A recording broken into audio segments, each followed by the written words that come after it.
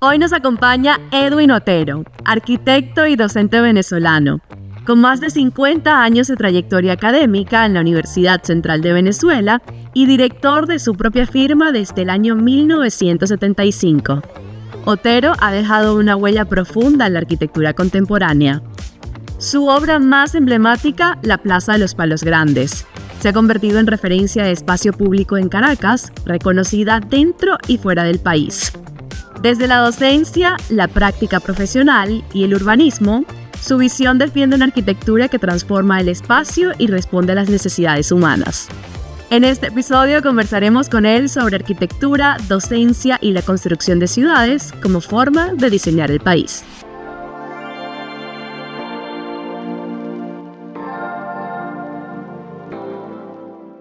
Bienvenidos al diseño de un país. Seguimos con esta edición especial desde esta locación mágica, Villa Planchart, un ícono de la arquitectura moderna en Venezuela que sin duda nos recuerda cómo el diseño puede transformar la vida cotidiana. Hoy nos sentimos bastante honrados. Tenemos el placer de tener a un invitado de lujo. Él es profesor con más de 50 años de trayectoria, arquitecto, docente, como lo comentaba Edwin Otero, y su carrera combina la enseñanza, la práctica y la creación de espacios urbanos que dialogan con la gente, así que en estas charlas vamos a descubrir cómo su mirada sobre la arquitectura se conecta con la idea de diseñar un país. Bienvenido. Muchas gracias, pero a mí también es un gusto enorme estar aquí con ustedes. Conversábamos acerca de sus inicios antes de que la cámara se encendiera y yo les decía, me parece quizás curioso que en su época se gradúa y a los 2 años ya tiene una firma, ya estaba dando clases y demás. Yo creo que eso sigue pasando también con muchos jóvenes arquitectos recién graduados también. Quizás hoy en día con menos frecuencia. Con menos frecuencia, pero existe, sí, sigue, es natural. Nosotros realmente, digo nosotros porque cuando uno es estudiante está siempre como en un grupo, ¿no?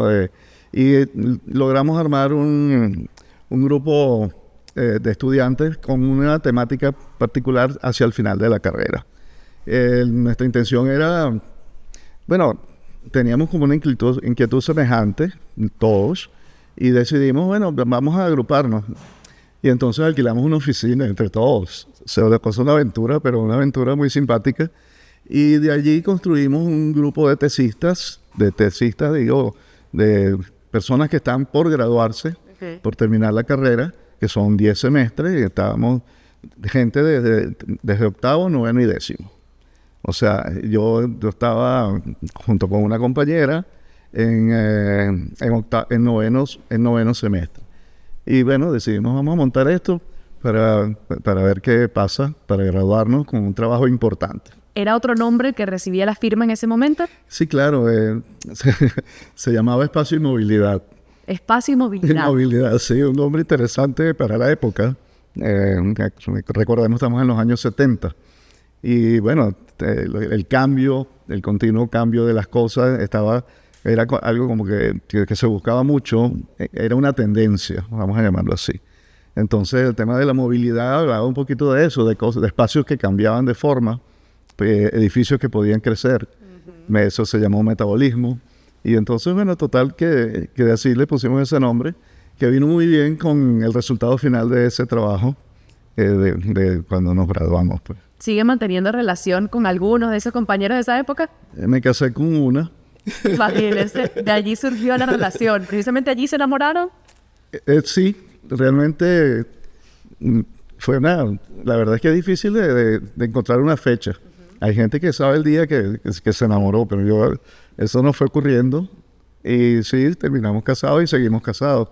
Es interesante cómo han hecho a lo largo de los años para mantener la profesión con el amor. A veces es complicado.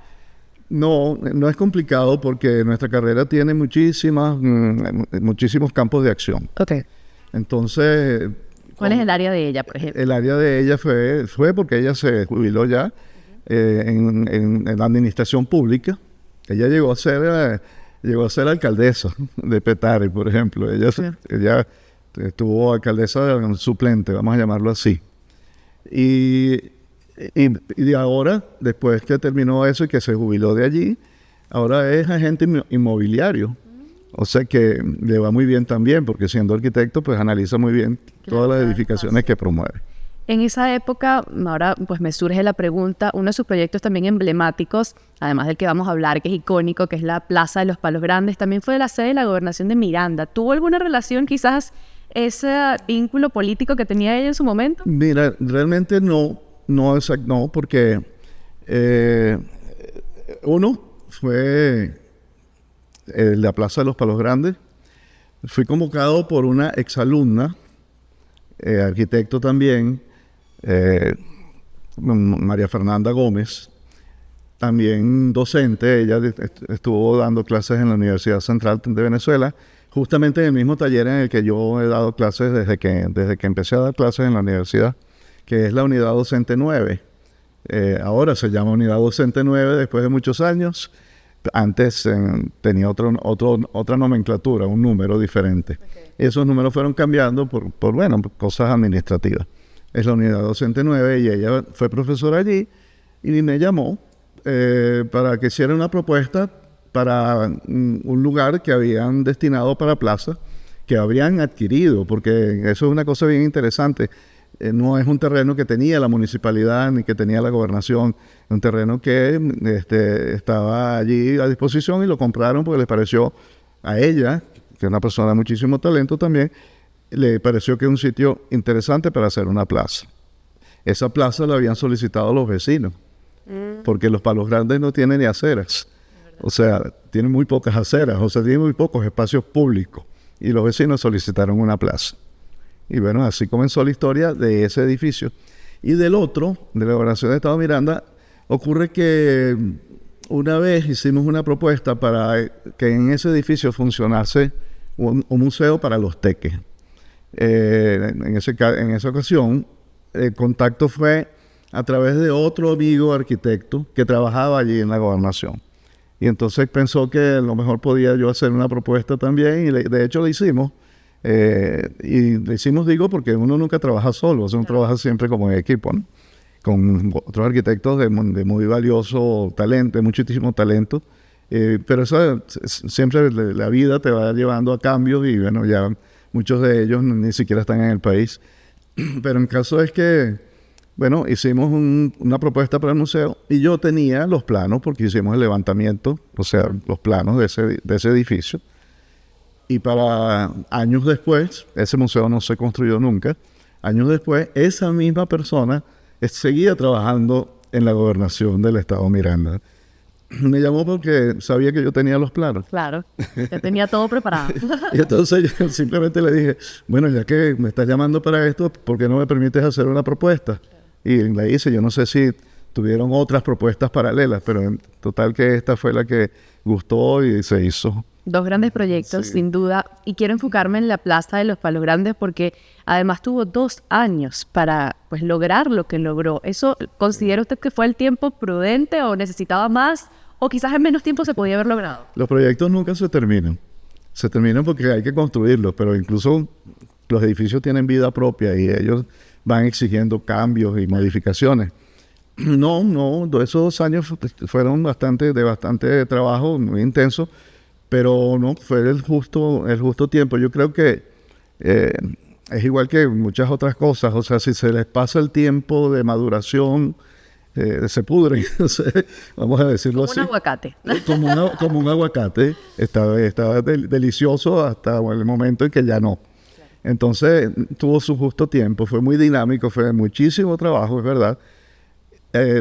Yo digo que fuimos tocados por la fortuna, porque eso fue una sucesión de acontecimientos que se dieron para que esa plaza existiera.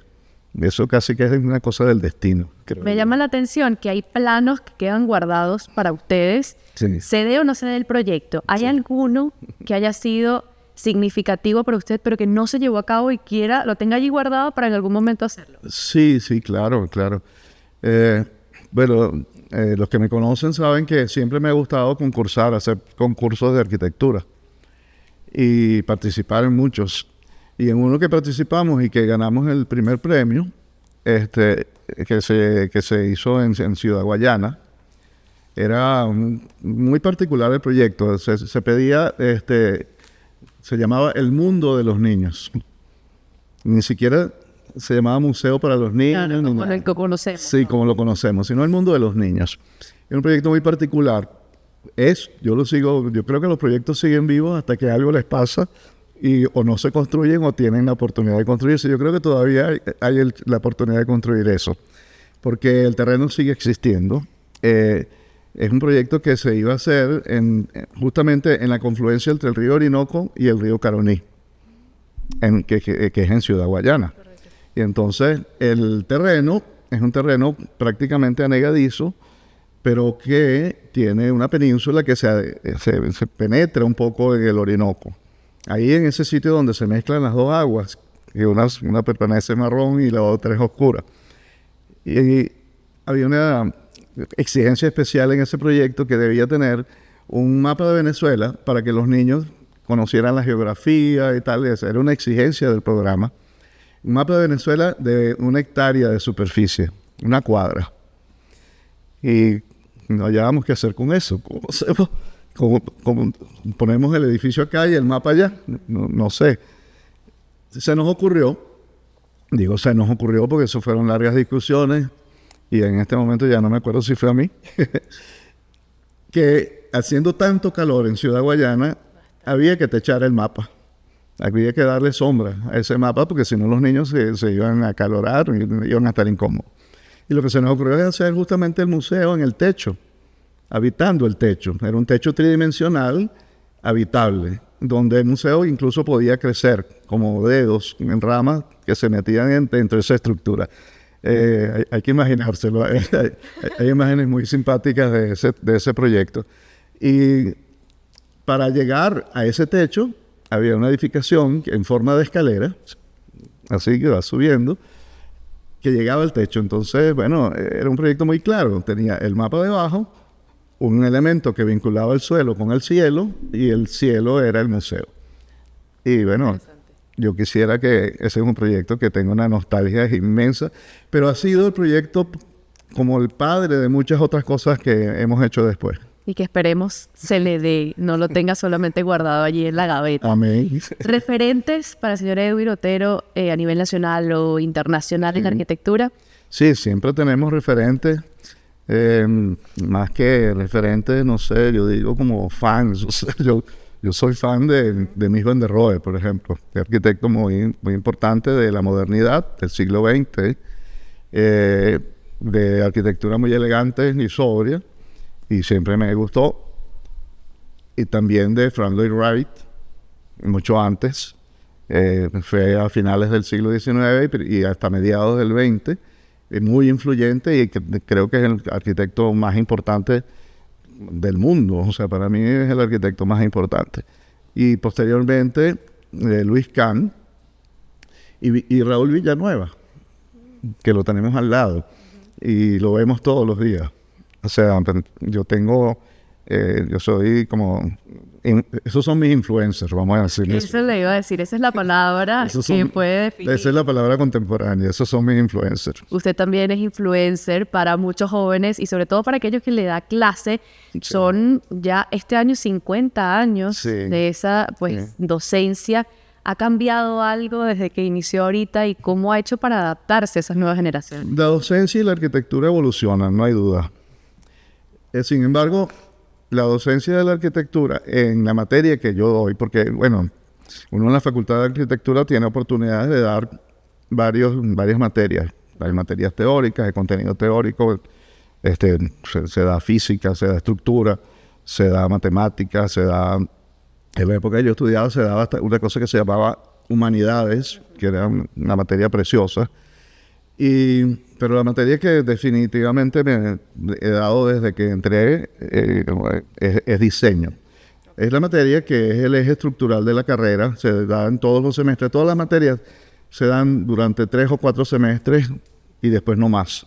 O se puede tomar como una electiva, una especie de avance de esa materia, pero esa es electiva. Pero la materia obligatoria es diseño, que se da a lo largo de toda la carrera, de los 10 semestres. Esa es la materia que yo doy. Entonces, esa materia, al principio siempre se dio como la simulación de un encargo, como si tú eres un arquitecto ya, algunos muchachos, y yo soy el cliente y entonces les estoy encargando una propuesta. Este es el terreno, queremos que hagas aquí tal cosa. Y entonces es como la simulación de la realidad. Pero eso ha evolucionado, sobre todo en la unidad 9 donde yo doy clases y soy actualmente el coordinador, en el que tenemos a la docencia de arquitectura y de diseño arquitectónico como una investigación. Es una investigación tanto personal como de los estudiantes. Una investigación sobre temas específicos de la arquitectura. Por ejemplo, el clima, la iluminación, la luz, el soporte, cómo se aguantan las cosas, las relaciones contextuales. Hay infinitos temas, muchísimos temas. El programa, por ejemplo, programas son las exigencias de uso. Entonces, bueno, eso también es un tema que tiene influencia en el resultado arquitectónico. Entonces, ¿qué hacemos? Bueno, diseñamos nuestros semestres en la actualidad, nuestras propuestas que se llaman experiencias de diseño, que no se llaman ya cursos, sino se llaman experiencias, porque realmente es una experimentación. Es una serie de experimentos para lograr una conclusión en una investigación que arma el profesor. Entonces, esas investigaciones tienden a congelar muchas otras variables para explorar el tema fundamental. Entonces, a veces, por ejemplo, uno hace una investigación sobre estructuras en las que no pone uso, sino esta cosa se debe aguantar. Y esta es una cosa que no se llama nada, que es un artefacto que se tiene que aguantar, pero que tiene que salvar esta luz de aquí hasta allá, o tiene que tener esta altura. Ya entiendo por qué los alumnos arquitectos casi ni duermen, los estudiantes. No pueden. No pueden, evidentemente. Están ahí peleándose con los de medicina. Sí, no pueden, porque no podemos. Los profesores tampoco. O sea, un proceso de diseño es un proceso continuo, hasta en el sueño. O sea, todo el tiempo estás pensando en el proyecto que tienes pendiente, en el que estás elaborando. Y bueno, es un proceso continuo de pensamiento. Los problemas a veces se resuelven durmiendo. Y entonces, bueno, a veces no dormimos creyendo que los vamos a resolver. A las 3 de la mañana vamos a la cama, nos acostamos y al otro día en la mañana levántate, lo tienes resuelto. A mí hay una filosofía de usted que me gusta mucho y la comparto. Y es que, bueno, quizás no solo es belleza, el diseño, sino también que cubra las necesidades. Sabemos que hay deficiencias, por ejemplo, en nuestro país. ¿Cuál proyecto urbano considera usted que debe realizarse para atacar pues, precisamente esa necesidad? Bueno, tocaste un tema que me provocó, no sé si viene alguna pregunta al respecto, y a lo mejor me termino adelantando. Adelante. Pero no importa, ¿no? Tocaste un tema de las exigencias que hay para realizar el proyecto, de la búsqueda de la belleza, incluso yo pienso, y estoy convencido de ello, que un problema tiene unas determinantes fundamentales, específicas, más importantes unas que las otras.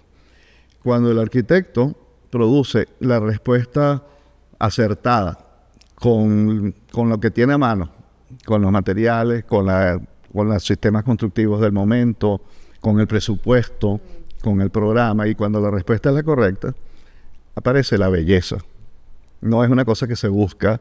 Los arquitectos no andamos, vamos a hacer que esto quede bello por per se. Va a quedar bello si la respuesta es correcta, si la respuesta es oportuna, si no es exagerada, si no implica un costo excesivo, si no es extravagante. O sea, si es justa, está en la justa medida de la pregunta que hizo el problema. No sé, eso me distrajo de la pregunta fundamental, que era... Con respecto a los proyectos urbanos que consideren que sean necesarios en el país. Caracas es una ciudad muy bella. Vamos a hablar de Caracas, que es donde vivo y la conozco y la amo además. Es una ciudad preciosa. Es una ciudad donde el verde lo invade todo. Si nos descuidamos, nos atrapa la jungla. O sea, nos la pasamos podando las matas. O sea, y es preciosa por eso. Y es una ciudad maravillosa. Sin embargo, así como tiene una red vial que sí se estudió y que sí se sigue estudiando y se sigue trabajando continuamente sobre la red vial, existe muy poca trama peatonal continua. O sea, existen muy pocos espacios públicos. Okay. O sea, que es diferente al verde, porque muchas veces se confunde. Verde hay. La naturaleza nuestra nos favorece y a diferencia de otras ciudades, como decir, no sé, digamos Roma.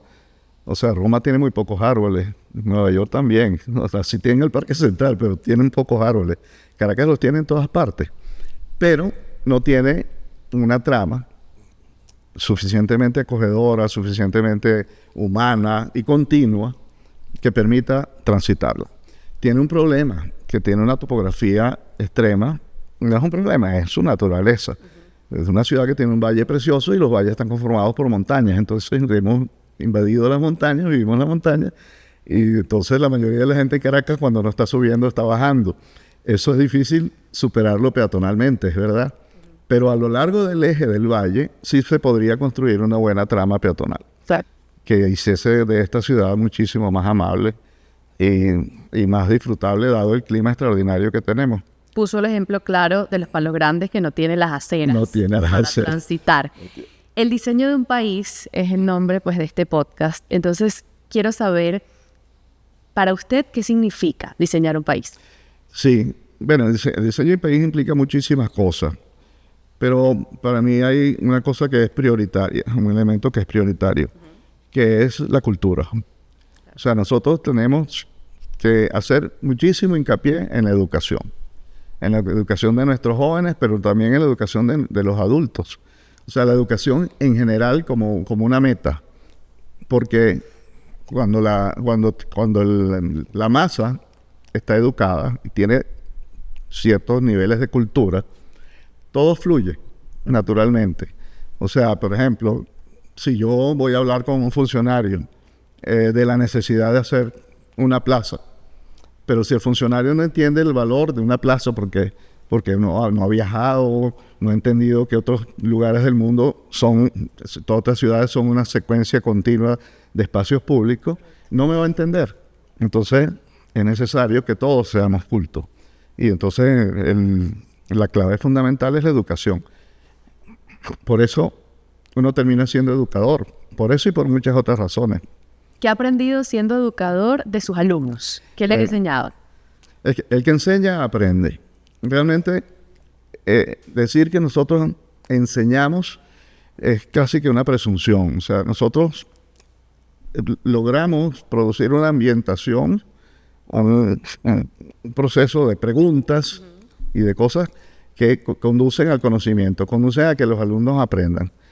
Pero los alumnos también nos enseñan. Por ejemplo, si tú vas a decirle a un estudiante, esto no está bien, aquí hay un error, tú tienes que decirle cuál es el error y por qué. Y eso implica un esfuerzo continuo de nosotros los profesores. Y ese esfuerzo nos produce aprendizaje continuo en la materia. Y bueno, nos obliga incluso a descubrir las palabras correctas, oportunas y acertadas a la crítica. Porque todo alumno, como todo arquitecto, quiere mucho su producto. Pero la crítica lo enriquece. Pero hay que saberla hacer, porque si la haces de una manera ofensiva, despótica, Efectiva. El alumno rechaza la crítica. Correcto. Entonces yo creo que el aprendizaje es mutuo y yo he aprendido muchísimos alumnos. Yo estoy actualizado, creo que estoy actualizado hasta en cosas de lenguaje y música que usan los muchachos. Porque si no, no nos entendemos. Ya cuando me dijo el término influencer, ya sabía que estaba actualizado. Vamos ahora con una dinámica.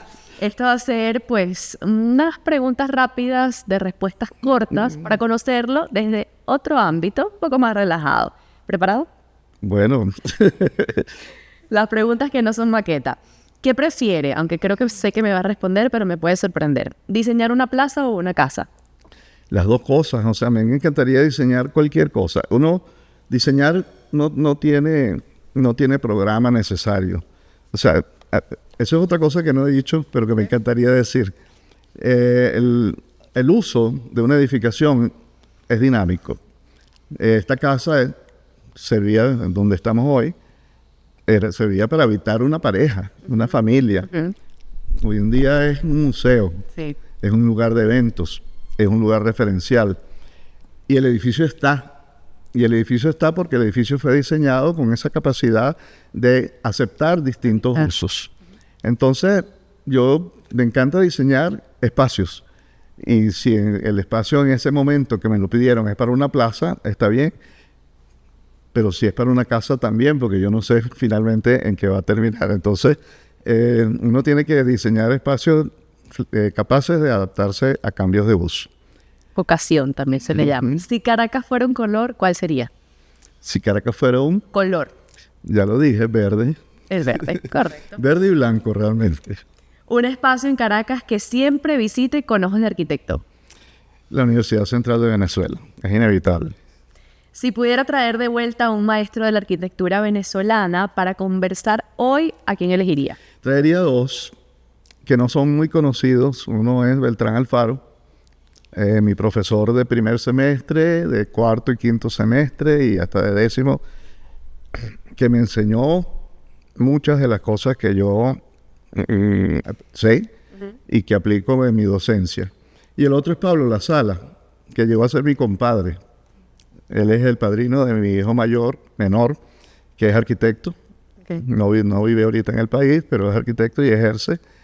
Y además me enseñó, o sea, Pablo La Sala es una persona, para mí un genio de la arquitectura, ya fallecidos ambos, que me encantaría que existiera con nosotros porque podríamos compartir muchísimas cosas. Él era velerista. Eso no está en las preguntas, seguramente, pero yo también soy velerista. Yo aprendí a velerear, a navegar a vela, gracias a la presencia de Pablo La Sala, que nunca fue mi profesor. Él simplemente fue mi compañero. Él fue el que me invitó a dar clases. Me dijo un día, Edwin, ¿te interesa dar clases? Yo dije, claro, no vacilé por un instante. Y entré entonces en la facultad donde él era el coordinador de la unidad donde entré a dar clases.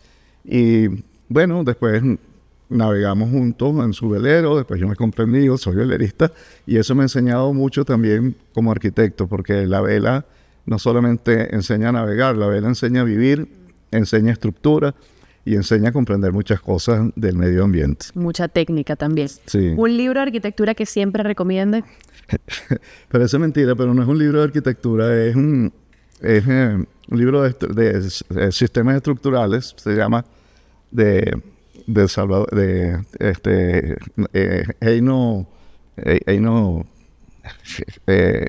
no recuerdo ahorita el apellido. Okay. Pero es un libro de estructura. No es propiamente arquitectura como tal. Es arquitectura porque la estructura, como decía Pablo La Sala, que me acabas de preguntar, es la responsable de la forma del espacio. Uno puede que no la vea, como en esta casa no se ve, pero si no estuviera... Si su vida fuera una maqueta, ¿qué elemento no podría faltar? Si mi vida fuera una maqueta, el conocimiento sobre estructura, sobre cómo se aguantan las cosas. O sea, ¿por qué? Porque los arquitectos, digo yo siempre, no de manera peyorativa, pero sí somos esclavos de la gravedad. Nosotros trabajamos escalas grandes. Yo sé que estoy extendiéndome en la pregunta, pero trabajamos grandes escalas y al trabajar grandes escalas tenemos un compromiso serio con la gravedad que casualmente que no tienen los artistas. Por ejemplo, la pintura y la escultura rara vez abordan el gran formato con problemas sobre la gravedad. Nosotros no, continuamente diseñamos espacios que se tienen que aguantar. Entonces, el conocimiento de estructura es fundamental en mi vida y eso me lo dieron mis maestros, la navegación a vela y no sé, un instinto. La vida per se. Un lugar o espacio en el mundo que le gustaría rediseñar, ya para finalizar. Un lugar que me gustaría... Rediseñar del mundo, puede ser cualquier lugar, no solo en Venezuela. No, de rediseñar, a mí me gustaría rediseñar justamente lo que conversamos, diseñar la trama peatonal de nuestra ciudad. Me gustaría intervenir en eso. Yo creo que en Caracas y en Venezuela hay muy, muy buena arquitectura. Y a veces muy maltratada, por cierto, por falta de cultura, pero hay muy buena arquitectura. Entonces, intervenir edificios que considero buenos, no, más bien las carencias en los espacios públicos que me parecen sumamente importantes y necesarios. Señor Edwin, gracias por compartirnos un poco de esa visión que tiene y que además estoy pues preparada para cuando haga el proyecto de niños yo poder verlo. Ay, ojalá. Yo quería, antes de concluir, si me es permitido, decir una frase que siempre le digo a mis estudiantes. Los arquitectos no estamos aquí para crear problemas. Quizás los artistas hasta tengan el deber de crearlos, producir inquietudes e incomodidades para que evolucione la civilización. Pero los arquitectos tenemos que resolverlos. Y entonces hay una diferencia importante. Por eso es que yo digo que nuestra profesión no es tan artística, no es tan técnica, es ambas cosas, pero su clave es resolver problemas. Un gran legado en la arquitectura venezolana. Ha sido un privilegio conversar con el arquitecto Edwin Otero. Una trayectoria que nos recuerda que la arquitectura no solo construye espacios, sino también ciudadanía, educación, memoria y país. Sus proyectos, desde la Plaza de los Palos Grandes hasta la docencia universitaria, son testimonio de una vida dedicada a transformar la forma en que habitamos y entendemos nuestras ciudades. Gracias nuevamente por acompañarnos en Diseño de un País. Si disfrutaron esta conversación, los invitamos a seguir explorando nuestras historias, suscribirse al podcast y compartir este contenido con quienes creen en el poder del diseño para transformar realidades. Nos escuchamos en un próximo episodio. Cuídense mucho. Chao. Gracias.